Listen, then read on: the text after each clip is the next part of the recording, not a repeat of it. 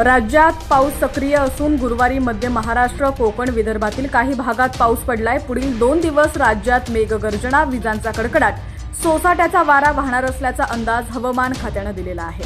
राज्यात पूर्व मोसमी पावसाला अनुकूल वातावरण आहे। दरम्यान नैऋत्य मोसमी पाऊस दक्षिण अंदमान समुद्र आणि लगतच्या बंगालच्या उपसागराच्या दक्षिण भागात रविवार 19 मेच्या दरम्यान दाखल होण्याची शक्यता आहे। दक्षिण कर्नाटक ते पूर्व विदर्भापर्यंत वातावरणातील खालच्या थरातील वारे विरळ झालेला आहे।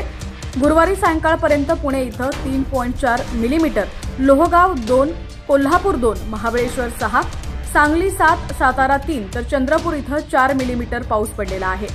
तसंच इतर भागातही हलका ते मध्यम स्वरूपाचा पाऊस पडलेला आहे। राज्यात सांगली, सोलापूर, अहमदनगर, कोल्हापूर जिल्ह्यांना वादळी वाऱ्यासह मुसळधार अवकाळी पावसाचा येलो अलर्ट देण्यात आलाय। पुणे, सातारा, नाशिक, जळगावमध्ये हलक्या ते मध्यम स्वरूपाच्या पावसाची शक्यता आहे। मध्य महाराष्ट्र आणि मराठवाड्यातील जिल्ह्यांमध्ये गडगडाटी वादळ, विजांचा कडकडाट आणि सोसाट्याचा वारा 50 ते 60 किलोमीटर प्रति तास यासह मध्यम ते मुसळधार पाऊस पडण्याची शक्यता आहे। शुक्रवार 17 ते शनिवार 18 मे दरम्यान कोकण, मध्य महाराष्ट्र, मराठवाडा व विदर्भातील मेघगर्जना व विजांच्या कडकडाटासह पाऊस, सोसाट्याचा वारा वाहण्याचा इशारा देण्यात आलेला आहे। मान्सून 19 मे रविवारपर्यंत अंदमानात दाखल होणार आहे, त्यामुळे शेतकरी राजाच्या चेहऱ्यावर आनंद झळकणार आहे। मागील वर्षी पाऊस कमी झाल्यामुळे यंदा मान्सून वेळेवर येणार असल्यानं शेतकऱ्यांसाठी दिलासादायक ठरणार आहे। केरळमध्ये यंदा 31 मे पर्यंत मान्सून पोहोचणार आहे, अशी माहिती हवामान खात्याने दिलेली आहे।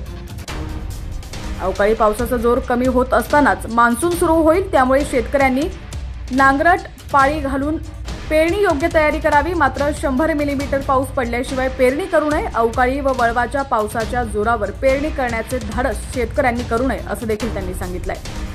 पावसाचे अपडेट्स दररोज पाहण्यासाठी HPN मराठी न्यूज चॅनलला सबस्क्राईब करा आणि बेल आयकॉनवर क्लिक करून नोटिफिकेशन्स मिळवा, जेणेकरून आमचे अपडेट्स लवकरात लवकर तुमच्यापर्यंत पोहोचतील।